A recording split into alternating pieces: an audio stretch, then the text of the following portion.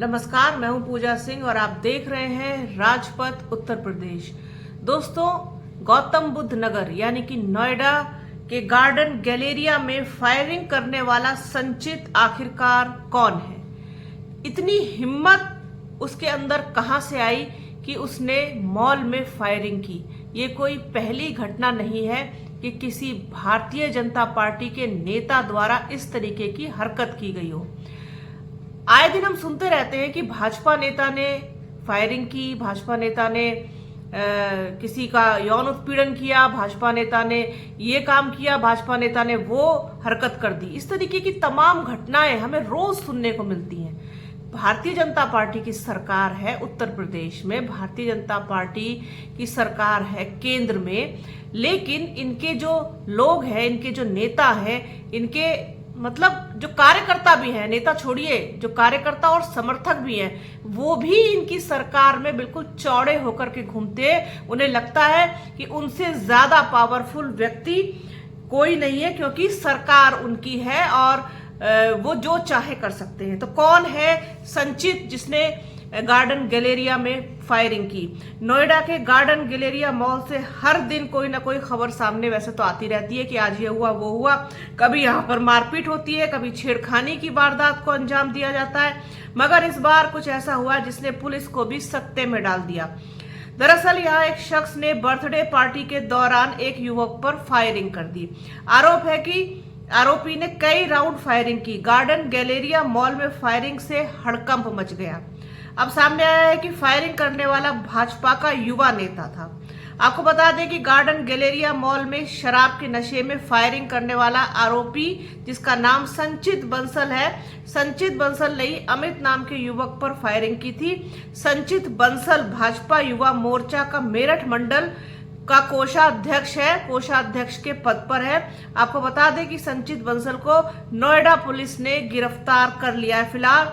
इसी के साथ पुलिस ने संचित बंसल के 2 साथियों को भी गिरफ्तार किया है। संचित बंसल की सोशल मीडिया देखने के बाद ये पता चलता है कि भारतीय जनता युवा मोर्चा में उसकी अच्छी खासी पैठ बनी हुई है। संचित के पिता खुर्जा से पूर्व चेयरमैन और बुलंदशहर के जिला के भाजपा नेता भी हैं।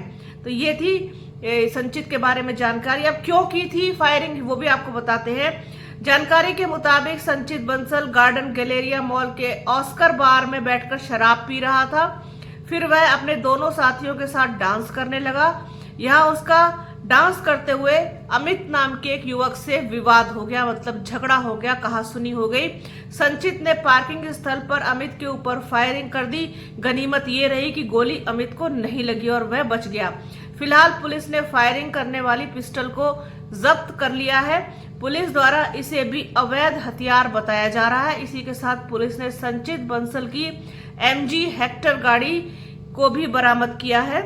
तो ये पूरी जो कहानी है संचित बंसल की कि वो मतलब कितना रसूख रखता है, इस बात का उसने प्रमाण देने की कोशिश की। किसी के ऊपर भी वो फायरिंग कर सकता है, कोई मामूली कहासुनी या विवाद हो जाए, हो भी जाता है अक्सर, इसमें कोई इतनी नई और बड़ी बात नहीं है। लेकिन इसका मतलब ये नहीं है कि आप अपनी पावर और पोजीशन का गलत फायदा उठाते हुए लोगों में डर और दहशत पैदा करने की कोशिश करेंगे, क्योंकि आप भारतीय जनता पार्टी से जुड़े हुए हैं, भारतीय जनता पार्टी के समर्थक हैं, उनके कार्यकर्ता हैं, और फिर उन्हीं की किसी शाखा में आपको कोई पद मिला हुआ है तो इसका फायदा उठाने की कोशिश करते हैं भारतीय जनता पार्टी के नेता। मॉल में फायरिंग करके ये सबूत दिया है इस बात का कि जब सैया भय कोतवाल तो फिर डर काहे का। तो इनको ऐसा लगता है कि कोई कार्रवाई नहीं होगी और किसी तरीके का कोई एक्शन नहीं लिया जाएगा, लेकिन कानून तो सबके लिए बराबर है। अब ये अलग बात है कि चूंकि भारतीय जनता पार्टी से जुड़े हैं, फिर उसका झंडा भी अपनी गाड़ी पे निश्चित रूप से लगा करके रखा होगा और अपनी पावर का, अपनी पोजीशन का, अपने पद का भी फायदा उठाते हुए दिखाई देंगे। पुलिस को भी धौंस देते हुए दिखाई दिए होंगे।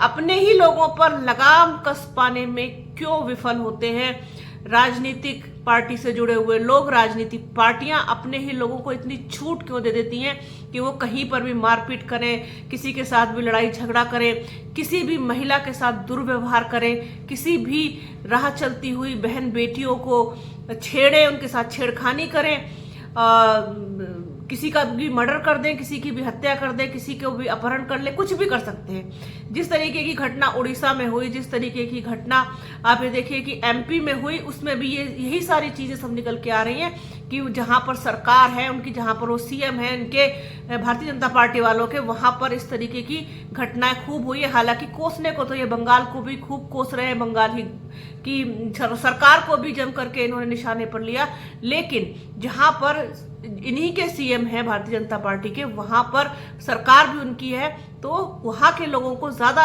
ये ऐसा लगता है कि कोई अधिकार या पावर मिल जाती है कुछ भी करने की। तो ये घटना आंख खोल देने वाली है, हैरान कर देने वाली है, इसको सबके सामने आना ही चाहिए था, इसलिए आप लोगों के साथ इसको शेयर किया।